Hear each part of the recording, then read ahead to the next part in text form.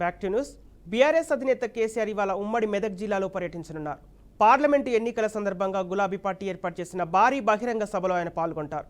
ఇక సుల్తాన్పూర్లో నిర్వహించనున్న ప్రజా ఆశీర్వాద సభకు 1,00,000 మందికి పైగా ప్రజలు హాజరవుతారన్న అంచనాతో బీఆర్ఎస్ నేతలు ఏర్పాట్లు ముమ్మరం చేస్తున్నారు.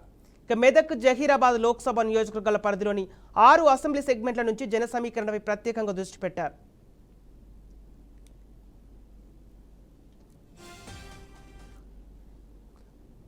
దీనికి సంబంధించి పూర్తి డీటెయిల్స్ మా మెదక్ ప్రతినిధి బాసీద్ ఫోన్ ద్వారా అందిస్తారు. బాసీద్, బీఆర్ఎస్ అధినేత కేసీఆర్ ఉమ్మడి మెదక్ జిల్లాలో నిర్వహించబోయే బహిరంగ సభకు సంబంధించిన అప్డేట్స్ ఏ విధంగా ఉన్నాయి, ఏర్పాట్లు ఏ విధంగా ఏర్పాటు చేశారు?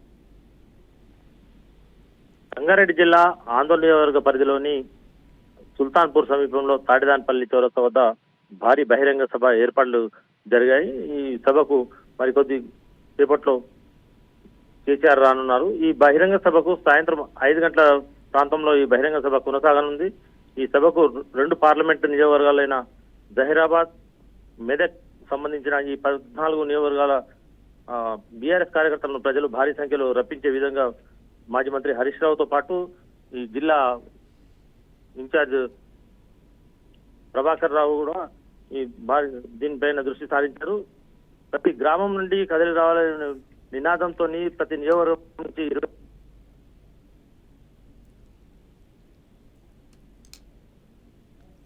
Okay, right, thank you Basit.